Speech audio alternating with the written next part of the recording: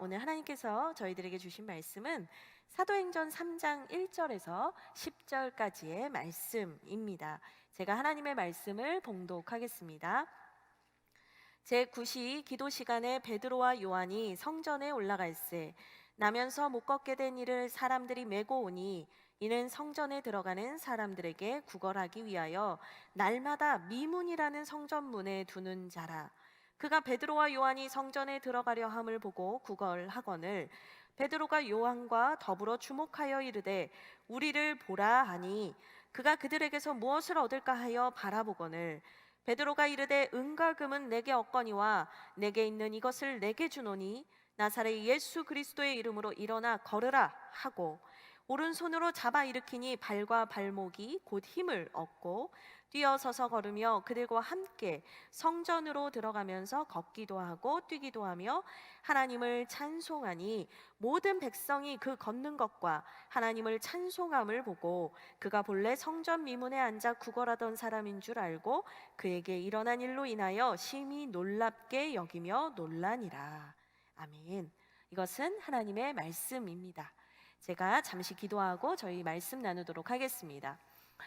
하나님 감사합니다. 참 좋은 날 주셨고 저희들에게 예배할 수 있는 자리로 불러 모아 주시니 감사를 드립니다. 하나님 오늘 이 시간 저희들의 마음의 문을 엽니다. 성령님 환영합니다. 임재하여 주시고 우리들에게 깨닫는 은혜를 더하여 주시옵소서. 오늘 하나님께서 물 붓듯이 부어주시는 놀라운 은혜 하나님 우리가 마음껏 누리며 헤엄치며 감사할 수 있는 시간 되게 하여 주시옵소서. 주님 감사합니다. 예수 그리스도의 이름으로 기도합니다. 아멘. 예수님께서 계시던 당시에 또 초대교회가 세워지던 그 때에는 예루살렘에 성전이 있었습니다. 예루살렘 성전은요 밖에서부터 안쪽까지 여러 개의 벽이 있었어요. 그래서 이 벽마다 이제 공간이 다 구분이 되어 있었습니다. 제가 준비한 그림을 하나 보여주시겠어요? 네, 요건데요. 최대한 좀 큰 화면을 찾아보려고 이렇게 준비를 했습니다. 보이시죠? 이 먼저 첫 번째 성벽을 지나서 딱 들어가면 요 제일 외곽에 있는 성벽을 통과해서 딱 들어가면 어디가 나오냐면 이방인의 뜰이라는 곳이 나옵니다. 네, 이방인의 뜰. 여기는요 바깥뜰이라고도 불리는 곳이었는데요. 이곳에서는 뭐 성전에 예배할 때, 성전에서 제사를 할 때, 희생 제사를 드릴 때 이렇게 잡는 양이나 뭐 염소도 파는 곳이었고, 또 사람들이 거기에서 뭐 이 사람 저 사람 만나면서 얘기도 하고 뭐 이런 곳이었어요. 그러니까 북적북적 하는 곳이었던 거죠. 그래서 여러분들이 잘 아시는 만한 사건이 뭐가 있을까 제가 생각을 해보니까 그 예수님께서 누가 내 아버지의 집을 강도의 소굴을 만들었느냐고 책망하시면서 네, 사람들이 너희 나가라 막 이렇게 화내셨던 데 있죠. 네, 거기가 바로 이방인의 뜰입니다. 네, 거기에는요 이스라엘 사람들만 들어올 수 있는 게 아니라 이방인들, 이방인들도 들어올 수 있었고 뭐 누구나 뭐 들어올 수 있었어요. 입장에 제한이 없었습니다. 그래서 이 이방인의 뜰에는요 누구나 들어올 수 있었고 사람들이 많이 붐볐기 때문에 그 당시 가난하거나 어려운 사람들, 그래서 구걸하는 사람들이 꽤나 있었다라고 합니다. 네. 그 다음에요 이 이방인의 뜰을 지나가면 여러분 잘 보이시면 좋겠는데 9번 번호로 9번이라고 되어 있는데 보이세요? 이 이방인의 뜰이 진짜 넓죠. 그리고 그 안에 뭔가 이렇게 조그만 또 벽이 하나 있는데 이 벽을 통과해서 딱 지나가면 9번이라고 적혀 있는 뜰이 나옵니다. 이 뜰은요 아무나 들어갈 수 없어요. 여기는 안쪽 뜰이라고 불렸는데 여기는 여기 옆에도 보시면 사진이 사라졌네. 여기서 사진 보시면 이너 템플이라고 써 있는 거 보이세요? 하단에 이너 템플. 이 성전이죠. 이 안쪽 뜰로는 아무나 들어올 수 없었습니다. 여기에는요 하나님의 백성이라고 불렸던 이스라엘 사람들만 들어올 수 있었어요. 여기 이방인 들어올 수 없어요. 여기 이방인들이 만약에 들어가면 큰일 납니다. 잡혀가서 죽어도 아무 말도 할 수 없어요. 여기는 이스라엘 사람만 들어올 수 있어요. 그런데 이스라엘 사람일지라도 못 들어오는 사람이 있었습니다. 어떤 사람이냐면 장애를 가지고 있거나 몸에 육체에 율법에 따르면 레위기 21장에 따르면 육체에 흠이 있는 자라고 불리는 사람이었습니다. 그 사람들은 육체에 흠이 있기 때문에 거룩하신 하나님 앞에 나갈 수 없어 라고 이 사람들은 생각했던 거죠. 그래서 이 안으로 이스라엘 사람일지라도 몸이 불편하거나 어려운 사람들은 들어갈 수 없었습니다. 그래서 이 이방인의 뜰에서 들어와서 9번 보이시죠? 이 9번 뜰을 뭐라고 불렀냐면 여인의 뜰이라고 불렀습니다. 여인의 뜰.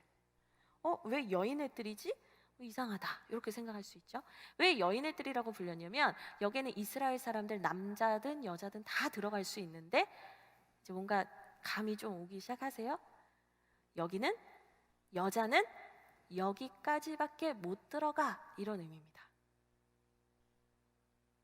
이스라엘 사람은 들어갈 수 있는데 여인들은 여기까지다 이 얘기인 거죠. 그래서 사람들이 대부분 헌금함을 어디에 뒀냐면 이 여인의 뜰에 뒀습니다. 왜냐면 여인들도 헌금을 해야 되는데 여인들이 못 들어가는 데다 헌금함 두면 헌금을 못 하잖아요. 그래서 헌금함을 여인의 뜰에만 뒀습니다. 그러다 보니까 이방인의 뜰에서 여인의 뜰로 넘어가는 문, 그 문이 하나 있었는데 볼드체로 보이시죠? 뷰티풀 게이트. 네. 오늘 본문에 나오는 성전 미문입니다. 이방인의 뜰에서 여인의 뜰로 넘어가는 문이 하나 있었는데 그게 성전 미문, 아름다운 문이라는 뜻이 있는 문이 있었던 거죠. 그래서 요 문을 통해서 여인의 뜰로 딱 들어가면은 사람들이 뭘 할 수 있냐? 헌금을 낼 수 있었던 거예요. 여러분, 그 예수님이 복음서에서 가부가 두렙돈을 헌금하는 걸 보시고 칭찬하셨던 그 말씀 혹시 기억하세요? 그게 이제 이 여인의 뜰에서 있었던 사건인 거죠. 네. 그래서 이 여인의 뜰에서는요, 예배하고 싶은 사람들이 와서 하나님께 헌금도 하고 기도도 하고 뭐 그랬습니다. 그러나 남자가 아니고서는 더 이상 하나님께로 가까이 갈 수가 없었던 것이죠. 이 성벽은 뭐 돈을 많이 준다고 해서 넘어갈 수도 없고요. 이 성벽은요, 뭐 어떤 권력을 행사해서도 결코 들어갈 수 없었습니다. 그저 여자라는 이유로 이 성벽은 넘어갈 수 없었어요. 그럼 이제 더 이상의 공간 구분은 없는 것인가 이렇게 하실 수 있는데요. 사진을 다시 한번 보여주시겠어요? 제가 오늘 그 기술을 좀 넣고 싶었어요. 이렇게 여기 제 얼굴 띄우고 막 이런 거 하고 싶었는데 오늘 좀 안타깝게 안 됐어요. 그래서 사진과 제 얼굴 왔다 갔다 하시더라도 혼란을 느끼지 않으셨으면 좋겠습니다. 네, 그럼 여기서 공간 구분이 끝난 것인가? 그렇지 않습니다. 여기에서 여인의 뜰에서 더 들어가실 수 있는데요. 그게 어디냐면 4번입니다. 4번. 4번으로 또 벽을 통과해서 4번으로 갈 수 있어요. 근데 이 4번의 뜰의 이름이 뭐냐면 이스라엘인의 뜰이라는 곳이었어요. 그러니까 이제 여자들이 못 들어오잖아요. 그러니까 누구만 들어올 수 있다 이거예요? 이스라엘 남자만 들어올 수 있다 이거예요. 여기는 이스라엘 남자만 들어올 수 있어. 하나님이 계시는 곳까지, 이 깊은 안쪽까지 아무나 못 들어와. 여기는 이스라엘 사람이면서 남자만 들어온다는 거였어요. 그리고 나서 이 이스라엘인의 뜰을 지나가면 또 뜰이 있습니다. 3번입니다. 이 3번 뜰은 뭐냐면 제사장들만 들어갈 수 있는 곳이었는데 제사장의 뜰이라고 불렸습니다. 그럼 여기까지만 딱 끝나나? 그렇지 않습니다. 1번. 네, 뭔가 이렇게 좀 웅장해 보이는 건물이 하나 있죠? 이 1번이 가장 중요한 곳인데 홀리 스페이스라고 돼 있죠? 여기가 바로 지성소입니다. 하나님이 계시는 곳이라는 거예요. 여기는 제사장들도 못 가요. 여기는 제사장 중에서도 대제사장, 그 대제사장도 1년에 딱 한 번, 대속죄일에 한 번만 들어갈 수 있었습니다. 그러니까 뭐 정말 뭐 도저히 갈 수 없는 곳인 거죠. 너무나 특별한 곳이었습니다. 그래서 1년에 딱 한 번 대제사장만 들어갔던 것이죠. 여러분, 이처럼 제가 오늘 왜 이렇게 목사님이 이렇게 뜰 얘기를 하시고 이스라엘 성전 얘기를 이렇게 디테일하게 하시나 이유가 있습니다. 여러분, 이처럼요, 예루살렘 성전에는 여러 개의 벽이 있고 이 벽을 사이에 두고 나눠진 공간에는 사람 간의 계급과 계층이 있었습니다. 그 계층이 나눠져 있었습니다. 절대로 넘어올 수 없는 선이 있었던 것입니다. 선을 넘어갈 수 있는 사람의 우월감과 선을 넘어갈 수 없는 사람의 열등감이 공존하는 곳이 바로 이곳이었습니다. 그리고 오늘 우리가 함께 읽은 사도행전 3장의 말씀은 바로 이 경계선에서 일어난 사건입니다. 가장 바깥들에만 머물 수밖에 없었던 한 사람, 들어가고 싶어도 들어갈 수 없었던 한 사람, 성전 안에 들어갈 수 없어서 매일 그 문 앞에서만 앉아 있을 수밖에 없었던 한 사람에게 놀라운 일이 일어난 것입니다. 여러분, 그 사람이 누구인가 궁금하실 텐데요. 오늘 말씀 3장 2절입니다. 여러분 2절을 보세요. 3장 2절을 함께 보겠습니다. 나면서 못 걷게 된 이를 사람들이 메고 오니 이는 성전에 들어가는 사람들에게 구걸하기 위하여 날마다 미문이라는 성전문에 두는 자라. 성경이 이 사람을 뭐라고 말하냐면, 이 놀라운 일을 겪은 사람이 어떤 사람이냐면 나면서부터 못 걸었던 사람이라는 거예요. 이 사람은 태어날 때부터 장애를 가지고 있었습니다. 당시에 사람들이 태어날 때부터 장애를 가진 사람을 뭐라고 했냐면요, 이 사람의 부모의 죄 때문이거나 이 사람의 죄 때문에 이렇게 된 거다, 이 사람은 죄인이다, 이 사람은 하나님께 버림받았다라고 여겼습니다. 그래서 그 사람은 자기의 죄를 받는다라고 여긴 것이죠. 사람들이 부정하다 여겼습니다. 사람들이 멸시했습니다. 사람들이 함부로 여기던 사람입니다. 그래서 그가 들어갈 수 있는 가장 안쪽, 그가 하나님이 계신 그 지성소가 있잖아요. 그 지성소에서 기준으로 했을 때 그 사람이 가장 하나님께 가장 가까이 갈 수 있는 데가 어디냐면 결국에는 이방인의 뜰과 여인의 뜰이 맞물리는 성전 미문 앞이었던 것입니다. 거기까지였어요. 하나님을 만날 수 있는 성전은, 그 안은 그에게 허락되지 않았습니다. 그런데도 오늘 2절 말씀을 우리가 함께 읽은 것처럼 그는 날마다 성전에 갔다는 거예요.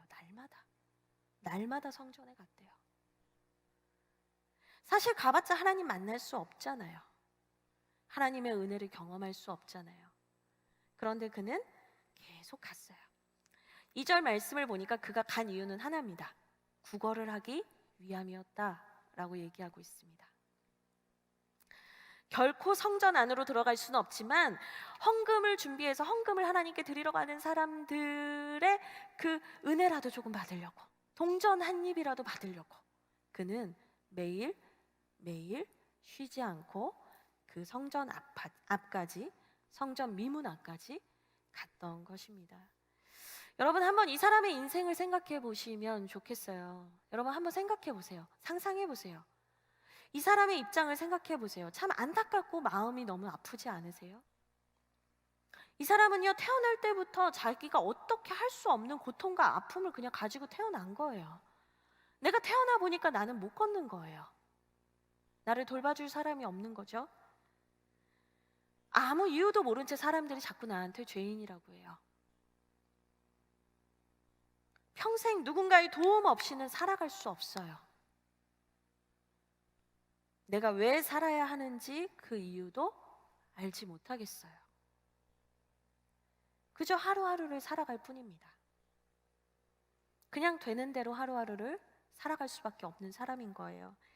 하나님이 계신 성전 앞까지 매일 찾아가는데, 성전에 들어가는 수많은 사람들을 보고는 있는데 정작 자신은 하나님께로 나아갈 수가 없는 사람이에요. 그 안으로 들어갈 수가 없어요. 그 하나님의 은혜가 임한다는 그 성전 안에 갈 수가 없어요.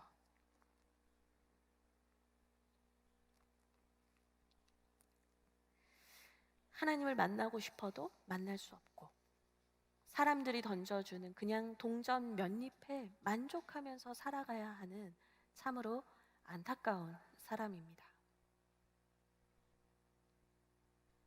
한편 오늘 말씀에는요, 이 사람 말고도 매일 성전을 찾아오는 2명의 사람이 또 등장을 합니다.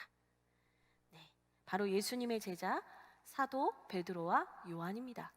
사도 베드로와 요한이 오늘 말씀 1절을 보니까요, 제9시 오후 3시에 성전에 올라갔다, 이런 표현이 나오고 있습니다. 제가 한번 읽어봐 드릴게요. 제9시 기도 시간에 베드로와 요한이 성전에 올라갈새, 이렇게 되어 있죠. 근데 사실 이 구절만 봐서는 목사님 왜 베드로와 요한이 매일 성전에 올라갔다고 말씀하시는 거예요? 여기 매일이라는 말 없는데요. 이렇게 얘기하실 거예요. 근데 여러분 이 헬라어 원문을 보면은요, 이 올라가다라는 동사가 미완료 시제로 나와 있거든요. 근데 이 헬라어에서 미완료 시제는 뭐냐면 계속적으로 반복되는 일을 의미합니다. 그러니까 베드로와 요한이 시간이 되면 성전에 가서 기도를 하는 거를 매일매일 해왔다라는 거예요. 한글 성경에는 이게 의미가 잘 살지 않았어요, 아쉽게도. 그런데 어쨌거나 베드로와 요한은 매일 성전에 기도를 하러 올라가는 사람이었던 거죠. 그러니까 이들도 성전에 늘 가요. 이 사람들은 와서 뭐 성전의 바깥들, 이방인의 뜰에서 그냥 뭐 친구 만나가지고 수다 떨고 뭐 배회하다가 뭐 신기한 거 없나 구경하고 어슬렁어슬렁 거리려고 여기 온 게 아니에요. 이 사람은 누군가에게 구걸을 하기 위해서 베드로와 요한이 올라온 것도 아닙니다. 그럼 베드로와 요한이 왜 날마다 성전에 왔는가? 그들은 하나님께 기도하기 위해서 성전에 왔다라고 성경은 분명히 기록하고 있습니다. 여러분, 이 2장에 우리 지난주에 구동희 목사님 말씀 들었잖아요. 이 2장에서 베드로와 요한이 어떤 일을 겪었냐면 오순절 성령 강림 사건을 통해서 놀라운 성령의 역사를 경험했거든요. 부흥을 경험했거든요. 그날 베드로가 설교했더니 3,000명이 회개하는 역사가 있었거든요. 내가 설교했더니 3,000명이 막 회개해. 여러분, 그러면 매일매일 경건의 시간을 따라 그 기도의 시간을 따라 겸손히 기도하러 가는 게 쉬운 일이겠어요? 그렇지 않다고요. 내가 설교하면 난리나. 성령이 막 임하고 막 몇천 명이 회개하더라고. 충분히 그럴 수 있는 거 아닙니까? 그런데 베드로와 요한이 어떻게 했냐면 그 놀라운 부흥을 경험하고도 그 놀라운 은혜를 경험하고도 매일 성전에 올라가 하나님께 겸손히 기도를 했다는 겁니다. 이들은 이방인의 뜰을 지나서 여인의 뜰에 들어갈 수 있었고요. 또 이스라엘 남자였기 때문에 이스라엘인의 뜰에도 들어갈 수 있었습니다. 다른 누구보다도 하나님이 계신 지성소에 조금 더 가까이 갈 수 있는 사람들이었던 거죠. 아무튼 이들이 그 지나가던 길, 늘 기도하던 길, 날마다 성전에 올라가서 기도하던 길을 따라서 걸어갑니다. 그냥 가던 길을 갑니다. 정해진 기도 시간에 기도를 하러 가는 거니까 그냥 늘 같은 시간입니다. 같은 시간대에 같은 길을 지나갑니다. 이들한테 특별한 건 아무것도 없어요. 이날따라 특별히 대단해 보이는 것도 아무것도 없습니다. 그냥 평소와 다를 것 없는 그 길을 걸어갔습니다. 그런데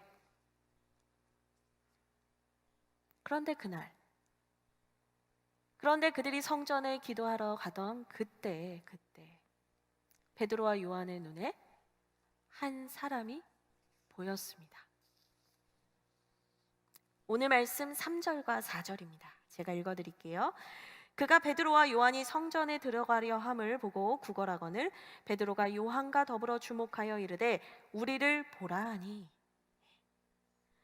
베드로가 요한과 더불어 그 구걸하는 사람을 주목한 겁니다. 아니, 이 구걸하는 사람, 제가 아까 말씀드렸잖아요. 여인의 뜰에 헝금함이 있어서 이방인의 뜰에서 여인의 뜰로 넘어가는 사람들, 그 사람들 돈 들고 있을 테니까 그냥 구걸하는 사람들 거기 있는 거 일반적인 일이었다니까요. 거기에 뭐 한두 명이 있었겠어요? 근데 베드로가 그날따라 그 자리에서 구걸하는 한 사람을 본 겁니다. 그들의 눈에 보인 겁니다.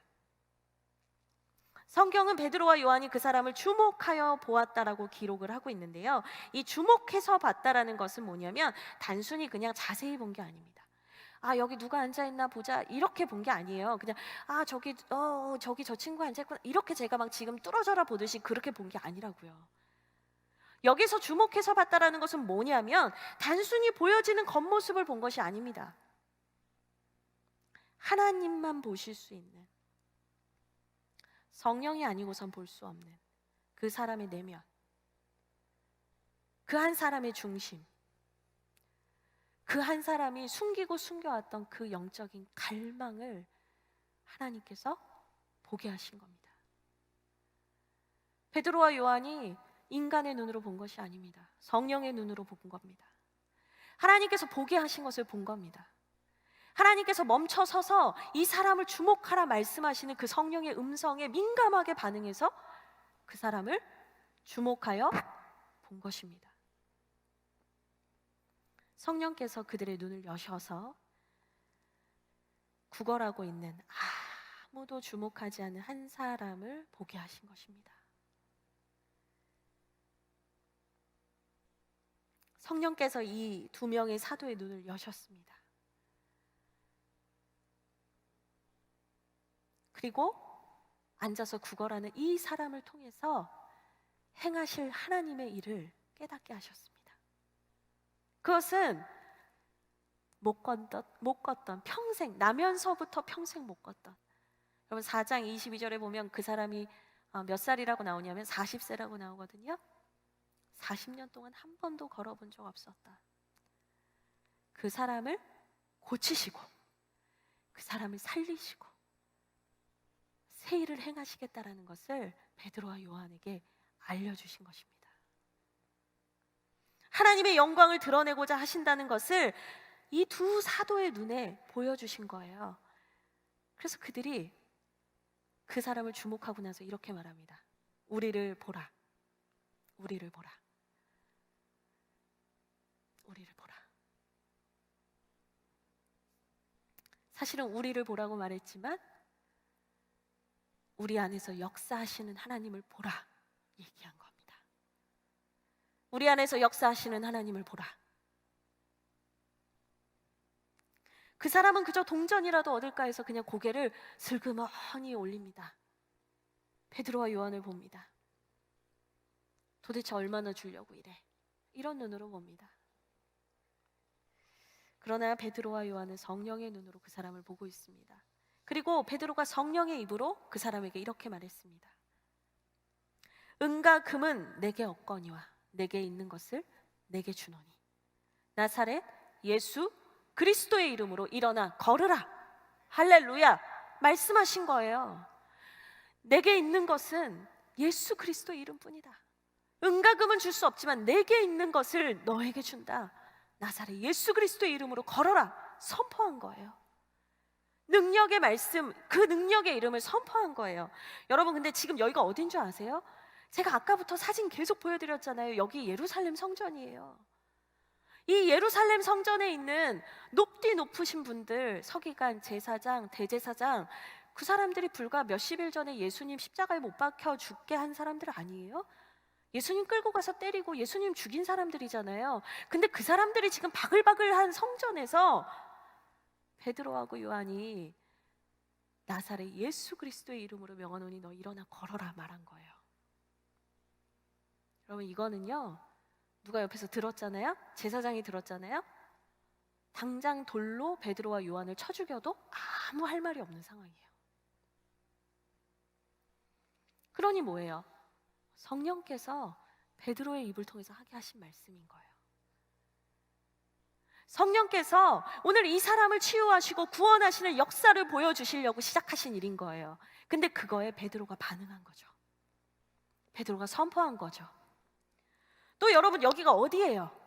예루살렘 성전이고 또 어디예요? 이방인의 뜰이잖아요. 지금 못 걷는 사람은 육체에 흠이 있기 때문에 성전 안으로 못 가요. 이방인의 뜰이라고요. 아무나 들어와도 뭐라고 안 하는 이방인의 뜰이에요. 그 이방인의 뜰, 성전 미문 문지방 넘은 거 아니니까 이방인의 뜰, 그 이방인의 뜰에서요 놀라운 구원과 치유의 역사가 일어나고 있는 거예요. 여러분 여기는요 은혜의 자리가 아니에요. 은혜의 자리는 성전 아니에요. 이스라엘 사람들이 벽을 쳤어요.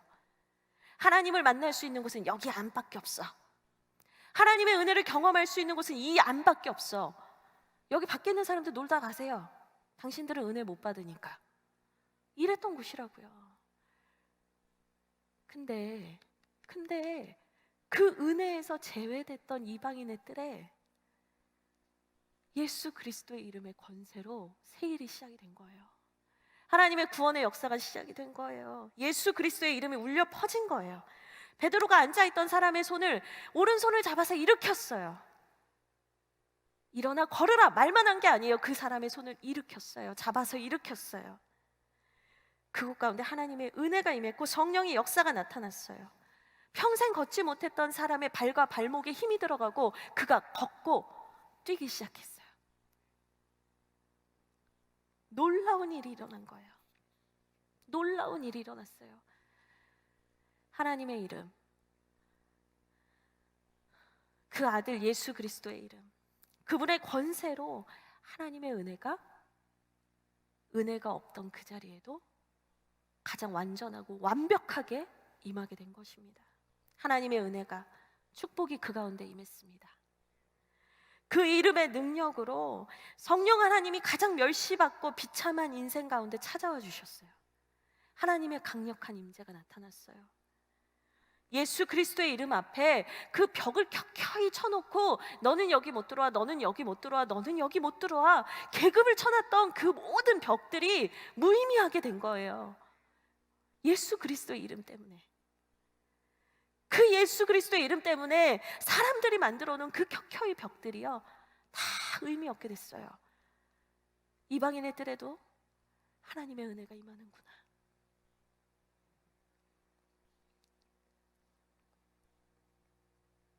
이 성전 미문, 이 사건이 일어난 미문이 어떤 곳이냐면, 아까 영어 이름 보셨잖아요. 뷰티풀 게이트예요. 역사가들이 뭐라고 하냐면 금으로 엄청나게 화려하게 꾸민, 금으로 도배를 한 문이었대요. 그래서 미문이었대요. 이 미문이 중요한 게 아니에요. 그 미문을 통과해야 하나님 만나는 게 아니라, 오늘 이 미문 앞에서 이 사건을 일으키시고 예수 그리스도의 이름으로 이곳이 바로 은혜의 자리가 될 수 있다라고 선포하신 이유가 뭔지 아세요? 하나님께로 가는 길, 하나님께로 진정으로 가게 하는 유일한 문, 예수 그리스도. 진짜 아름다운 이름, 진짜 아름다운 문은 예수 그리스도야. 이거 알려주시려고 여기서 이 일을 행하신 거예요. 만약에 그 사람을 고치시는 게 하나님의 계획이었다면 그 사람 집에 갈 때, 뭐 그 사람 집 앞에서 거기서 고치셔도 되잖아요. 근데 왜 성전 미문이냐고요. 이 아름다운 문을 통과하면 구원받는 게 아니야. 진정한 문이신 예수 그리스도, 그 아름다운 이름이신 예수 그리스도를 통과해야 구원받는 거야. 그 이름으로만 구원받는 거야. 그 이름으로만 새로워지는 거야. 그 이름으로만 회복되는 거야. 그거 말씀하시는 거예요. 베드로가 나사렛 예수 그리스도의 이름을 선포하는 순간요, 여러분, 이방인의 뜰은 지성소가 된 겁니다. 하나님의 영광이 임하는 지성소가 된 거예요. 아무도 갈 수 없었던, 돈으로도 못 가고 뭐 노력한다고도 안 되고 착한 일 많이 한다고도 갈 수 없어요. 지성소는요, 아까 제가 말씀드렸잖아요. 대제사장 한 명만 딱 1년에 한 번 들어갔다니까요. 근데 이제 예수 그리스도의 이름을 믿으면, 예수 그리스도의 그 권세를 믿으면 이방인의 뜰도 지성소가 되는 겁니다. 하나님의 가장 강력한 임재가 나타났습니다. 하나님을 만날 수 있는 곳이 이제는 예수 그리스도의 이름만 있으면 모든 곳이 된 거예요. 이제는 이 산에서도 아니고 저 산에서도 아니고 너희가 영과 진리로 예배할 때가 올 텐데,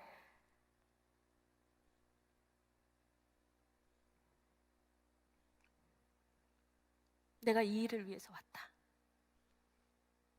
여러분, 요한복음 4장에서 예수님이 수가성 여인에게 하셨던 말씀입니다. 그 일이 이루어진 거예요.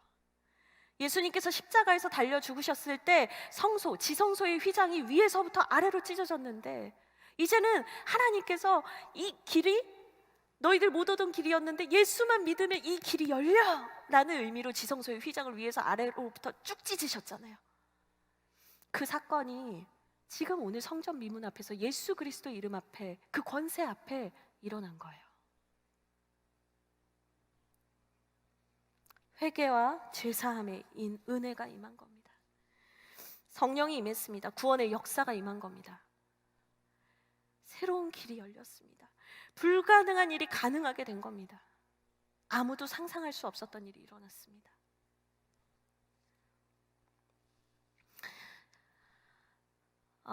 저는 이 말씀을 묵상하면서 이 사람이 그러면 걷게 된 다음에 제일 먼저 뭘 했지? 봤어요. 그래도 이 사람이 제일 먼저 뭘 했냐면요, 8절입니다. 뛰어서서 걸으며 그들과 함께 성전으로 들어가면서. 하나님을 찬송하니 이렇게 돼 있습니다. 걷게 된 그 사람, 예수 그리스도의 이름의 권세로 하나님의 은혜를 경험하고 내가 서 있는 땅이 지성소가 된 것을 그 경험한 은혜, 그 사람이 처음에 뭐 했냐? 그 사람이 성소로 들어가서 하나님 찬양하는 거예요. 들어갈 수 없었던 내가 들어왔다. 절대로 들어갈 수 없었던 내가 들어왔다. 하나님을 찬양하는 겁니다. 이 사람은 단지 진짜 근과 음이 없어서 구걸하기 위해서 먹고 살려고만 왔던 사람은 아닐 거예요. 이 사람도 얼마나 성전에 들어가고 싶었을까요? 성전에 들어가는 사람들을 보면서 자기도 얼마나 그 성전 안에 들어가고 싶었을까요? 그가 걷게 되고 뛰게 돼서 처음 간 곳, 하나님의 임재가 있는 성전이었습니다. 물론 이방인의 뜰에도 이제는 지성소가 됐죠. 그런데 상징적으로 간 거예요. 이제 나도 하나님께 갈 수 있다. 들어간 겁니다. 사랑하는 여러분, 저는 오늘 이 말씀을 준비하면서 사실 이 말씀 교회 다니는 분들은 정말 많이 들어봤던 말씀이잖아요. 저도 사실은 설교를 준비하면서 자칫 이런 말씀을 준비할 뻔했어요. 여러분, 우리도 나사렛 예수 그리스도의 이름을 선포하며 이런 일을 행할 수 있습니다. 이렇게 설교할 수 있었어요. 그런 유혹도 받았습니다. 근데 제가 이 말씀을 보면 볼수록 하나님께서 우리에게 가르쳐 주신 말씀은 물론 그 이름의 권세와 능력이 있고 우리가 그 말씀의 이름과 권세로 살기를 원하시지만 더 큰 하나님의 메시지가 있는 거예요.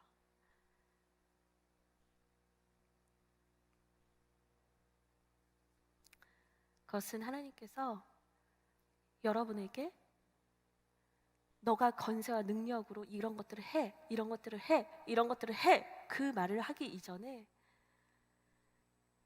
모든 벽과 모든 선을 넘어서서 뛰어넘으셔서 허무셔서 여러분을 찾아가셔서 여러분에게 은혜 주시기를 원한다는 겁니다. 여러분을 살리기 원하신다는 겁니다. 여러분에게 은혜 주시기를 원한다는 겁니다. 여러분에게 새 일 행하기를 원하신다는 겁니다. 나는 그냥 다 포기해서 그냥 은이나 금이나 나한테 지금 당장 필요한 것들, 뭐 그게 돈만 의미하는 건 아니겠죠. 돈과 명예와 인기와 아니면 내가 원하는 스펙, 나 그냥 이것만 있으면 될 것 같아요.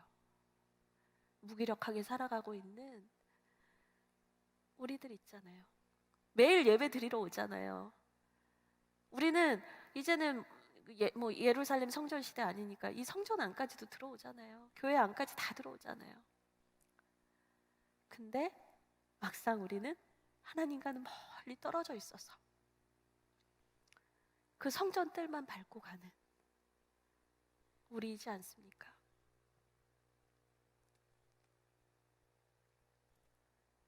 하나님께서 여러분에게 말씀하세요. 너 어디에 있니?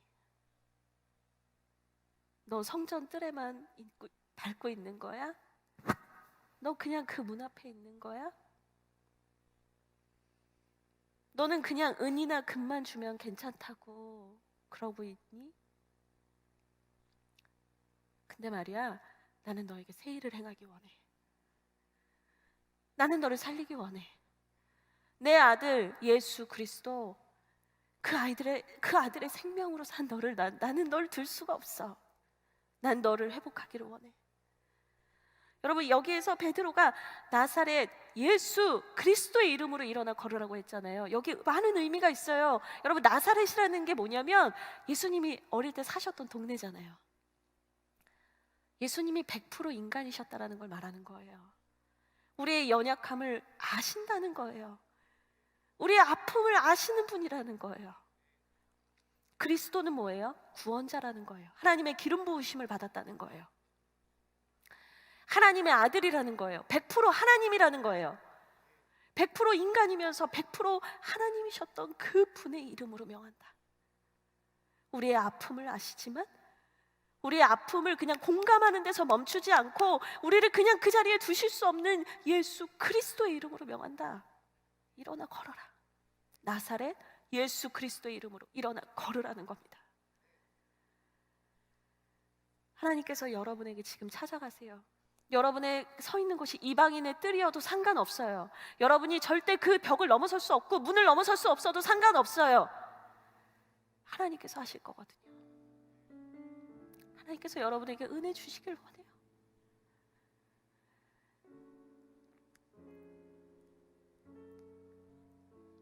그리고 거기서 더 나가서 우리가 베드로와 요한 같은 그 사람을 살리는 사역을 하길 원하신단 말이에요.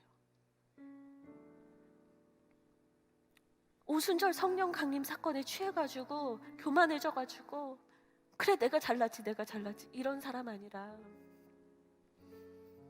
그 성령의 음성에 민감히 반응하고 하나님과 매일 만나고 그 작은 경건의 훈련을 통해서 영적인 거목으로 자라나갈 사람을 찾으신단 말이에요. 아픈 자들을 보고 나사렛 예수 그리스도 이름으로 걸어라 얘기할 그 한 사람을 기다리신단 말이에요. 그래서 일으켜 세워서 하나님의 영광을 함께 찬양하고 노래하고 예배할 그 하나님의 영광을 노래할 그 베드로와 요한, 여러분이 찾은 하나님께서 여러분 중에 찾고 계세요. 그럼 우리가 할 것이 무엇일까? 여러분, 우리가 할 것은 없고요. 성령께서, 오직 성령께서 우리 가운데 강력히 임재하셔서 우리에게 회개할 수 있는 문을 열어주시는 게 시작입니다. 너희가 죄사함을 받으라. 회개하여 죄사함을 받으라. 그리하면 너희에게 성령의 선물을 주신다. 말씀하셨잖아요. 회개한 사람, 그래서 깨끗한 그릇으로 준비된 사람, 그 사람에게 하나님께서 성령을 물붓듯이 부어주세요. 그리고 그 사람을 통해서 일하기 시작해요. 예수 그리스도의 이름의 권세를 마음껏 사용하게 해주세요. 그래 잘한다 살려라. 그래 쓰러진 사람 일으켜라. 살려라. 예수님 말씀하신단 말이에요. 왜 그렇게 여러분들 무기력하게 인생 다 산 사람처럼 여러분 청년인데도 왜 그렇게 힘들고 무기력하게 사세요?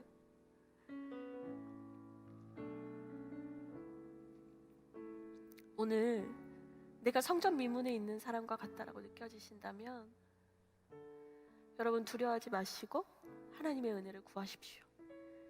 여러분이 있는 그 땅이, 지금 그 자리가 지성소가 될 것입니다. 또 베드로와 요한과 같은 능력을 부어달라고 기도하세요. 저희 가정이 변화되게 해주시고 제가 변화되게 해주시고 제가 거하는 곳마다 새 일이 일어나게 해주십시오. 우리가 예수 그리스도의 이름의 권세를 믿고 기도할 때 새 일을 행해 주십시오. 여러분, 우리 그렇게 나아갑시다. 우리가 신사도행전을 써내려 갑시다. 2000년 전의 일이 아니라 오늘 우리가 청춘이 한소망교회와 한국교회를 살리고 신사도행전을 써내려 가면 얼마나 행복할까요? 그렇게 행하게 하나님께서 우리에게 그 일을 허락하실 것입니다.